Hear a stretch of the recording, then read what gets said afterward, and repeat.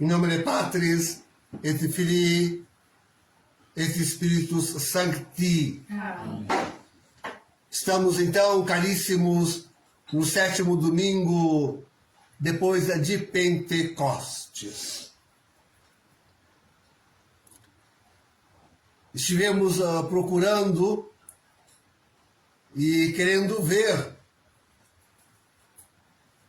nós que acreditamos que estamos no fim dos tempos, estivemos procurando e querendo ver, interpretar, né, os sinais, sobretudo os personagens, né, que nas Sagradas Escrituras e no Apocalipse se dá daquilo que deve acontecer na igreja, dentro da igreja, e que são os sinais mais confirmadores do tempo que vivemos. Enfim, nós estivemos procurando e tentando identificar o falso profeta de Apocalipse 13 e 11. Este é o ponto. Disto é que se trata. Jesus hoje, no Evangelho, adverte sobre falsos profetas, mas ele fala no plural. E nós sabemos, as Sagradas Escrituras nos avisam que desde o início fomos cercados, assediados por muitos falsos profetas.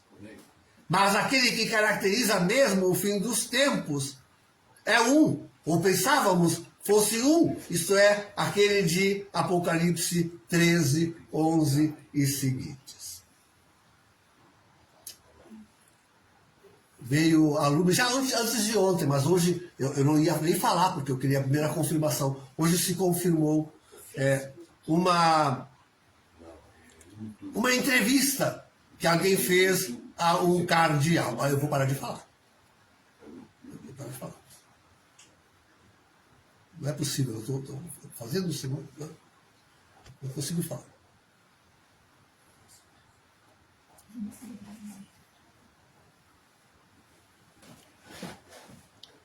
Então,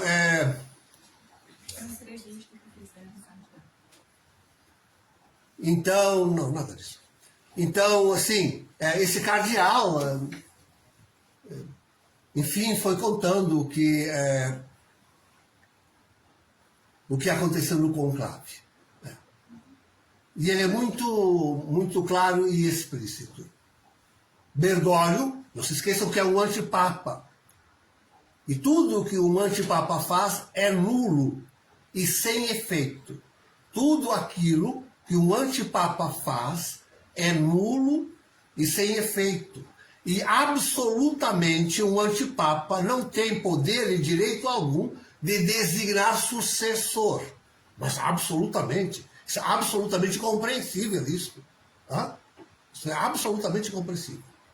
Pois diz então esse cardeal que Bergoglio, ainda antes de morrer, estando mal e sabendo que ia morrer, chamou sim todos os cardeais que ele podia e que conhecia e declarou para eles: votem em Prevost. Além dos telefonemas, todos que ele fez, reuniu aqueles que estavam por ali, ainda em Roma, e designou Prevost como seu sucessor. E é por isso que diz esse cardeal, já na primeira eleição, Prevost despontava à frente de qualquer outro candidato. Parolin não foi senão um modo de despistar, porque Parolin também tinha sido convocado e sabia que não devia ser ele. Tinha de fato uma outra ala, a de Herdot, Sarah Burke, que estava tentando colocar Sarah como candidato.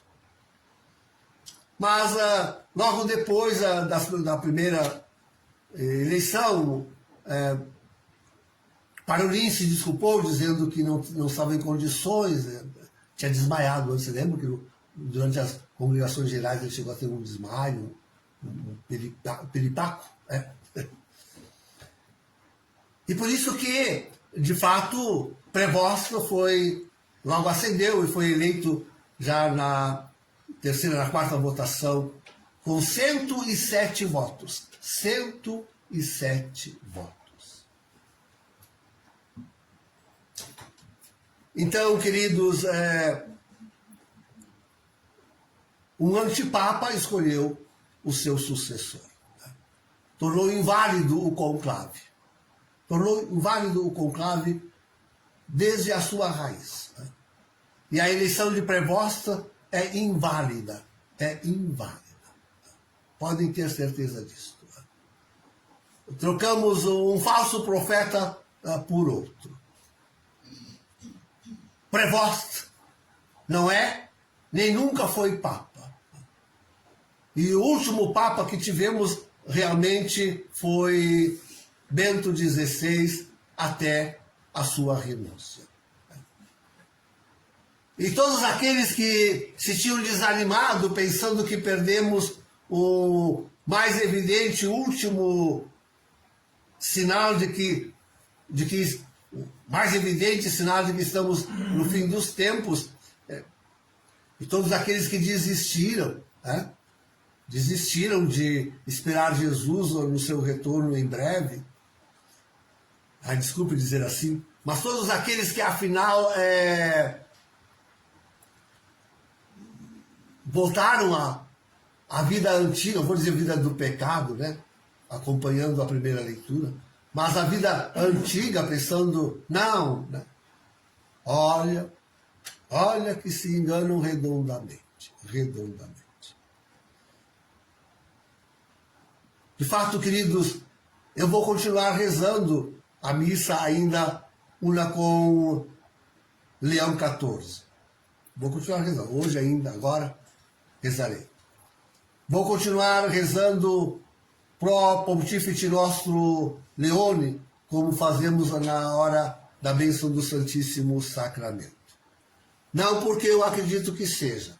Não porque eu acredito que seja. De fato, nas palestras que eu fiz, nos vídeos que eu fiz antes e durante a eleição, eu dizia aquilo que um Papa legítimo devia fazer quando acedesse à Cátedra de Pedro. Que era primeiro corrigir os erros de Bergoglio. E há alguns bem evidentes e bem urgentes de serem corrigidos. Como, por exemplo, anular a fiducia supplicans e tirar esse cardeal Tucho da Congregação da Doutrina da Fé, enfim, expurgar, limpar a igreja, como é que eles chamam ainda? Da máfia, da máfia da lavanda. A máfia da lavanda, sabe o que significa a máfia da lavanda? Todo o lobby gay, é o lobby gay que atua dentro da igreja. E na verdade, Prevost não fez nada disso, simplesmente continuou confirmando e assumindo e aceitando tudo isso. Outra coisa que era urgente Bergoglio fazer era pôr um ponto final, anular o sínodo da sinodalidade que desfaz com a hierarquia da igreja, que acaba com a igreja, assim como Cristo a constituiu. E nada disso ele fez, antes pelo contrário. Agora, de recente, estiveram lá, e ele também tem recebido, claro, superiores dos ortodoxos, mas por ocasião agora do ano da reeleição, enfim, dessa jubileu que estamos celebrando lá, ele disse claramente que não havia primazia do papado sobre as outras igrejas, né? Quer dizer, ele continua com todo o discurso, continua exatamente com todo o discurso de Bergoglio. Continua. Aliás, faz tempo já eu li alguém se admirando que Prevosto, no dia da sua eleição, subiu na apresentação com um discurso já escrito, preparado, longo e bem feito, né? Alguém se admirava como é que ele pôde escrever aquilo entre a última eleição e 1 hora depois, quando ele foi apresentado, sabendo que no meio tem toda aquela cerimônia da vestição, a cerimônia dos cardeais, mais de 130, hein? Vindo um por um, beijar-lhe a mão e prestar-lhe obediência, tudo lá ainda dentro da Capela Sistina. Enfim, como é que ele pôde escrever aquele longo discurso, e no qual ele confirma que vai seguir Bergoglio, vai continuar com o pontificado de Bergoglio. Então, não fez este rompimento de jeito nenhum. Como eu disse em outra missa, na troca de cargos importantes, ele não tem feito mais do que trocar 6 por meia dúzia, como naquela universidade lá de família que ele tirou o palha, escandaloso, para colocar outro da mesma laia, da mesma... Então, não serve de nada. Mas, como digo, eu continuo rezando missa Unacum, citando Leone,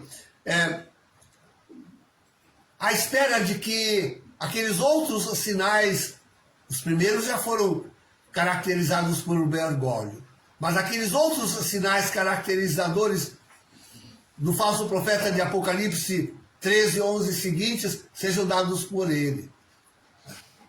Entre os quais o principal, com certeza, é a apresentação do anticristo. Depois, a anulação da missa,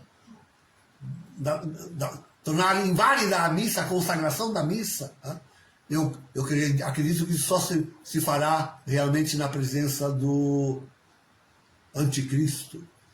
E, enfim, a consolidação da união de todas as religiões, essa criação da religião universal, e mesmo, enfim, levar toda a igreja aos pés do anticristo para prestar-lhe o culto que é devido a Deus, que é devido a Cristo Jesus, nosso Senhor, como se diz nas Escrituras. Claro que eu não vou esperar até o último desses sinais, né? A mim já bastaria aqueles que nós temos. Mas vamos esperar até o próximo, até o primeiro, que deve ser a apresentação do anticristo. E então declaramos que já não rezamos mais nada em Unacum Prevost, e o declaramos como o falso profeta de Apocalipse 13, 11 e seguintes. Mas tudo isso nos anime, queridos, nos anime a continuar a nossa caminhada, a apressarmos o passo, porque é sinal de que as Escrituras estão se realizando. E Jesus, o Cristo, sim, em breve deve voltar em glória e majestade. Tem uma piadinha de muito mau gosto que o escritor da notícia nos dá no fim do seu livro, quando, depois de despedir-se de sua eminência, que quis com certeza ficar incógnito, ele conclui a sua entrevista dizendo que aquilo tudo servia para a gente entender como Deus agia e como o Espírito Santo dirigia a igreja, isto é, assim ele concluiu, isto é, se há alguém ainda que acredita no Espírito Santo. Olha a maldade, olhe a maldade. Eu me lembrava das palavras do apóstolo Paulo no início da missa. Humanamente vos falo. É que essa gente, esses cardeais, esses bispos, Prevost, essa gente realmente não acredita na direção do Espírito Santo. E o pior, não se deixam guiar, não são dóceis para serem guiados pelo Espírito Santo. Não. Eles nos falam humanamente. Não, eu não direi mais como São Paulo. São Paulo é que dizia na epístola de hoje, humanamente vos falo. Não, eles nos falam satanicamente. Porque eles estão desenvolvendo um plano, colocando em prática um plano de destruição da igreja, um plano de plena colaboração com o mundo e com Lúcifer, que é o seu pontífice e o pontífice deles. Não, eles não nos falam humanamente, eles nos falam diabolicamente. E nós queremos permanecer como igreja una, santa, católica e apostólica. E conservar a fé e a inspiração divina, a direção do Divino Espírito Santo, com a certeza de que Cristo Jesus, nosso Senhor, em breve, muito em breve, há de tornar.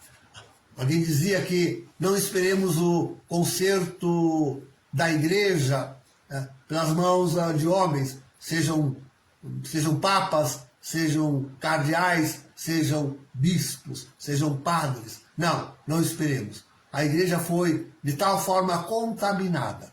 A igreja está, essa contra-igreja, a contra-igreja está de tal forma contaminada que nada poderá restabelecê-la, restaurá-la. Isso é uma obra que só cabe a Deus diretamente, ao Divino Espírito Santo diretamente, a Jesus Cristo, no seu retorno e glória.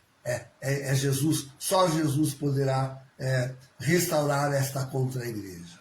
Nós, como igreja remanescente, cuidemos, queridos, de seguirmos naquele Espírito que nos foi dado para a santificação, naquele Espírito que nos foi dado para a vida eterna, para preparar o retorno de Jesus em glória e majestade. Em nome do Pai, do Filho e do Espírito Santo. Amém.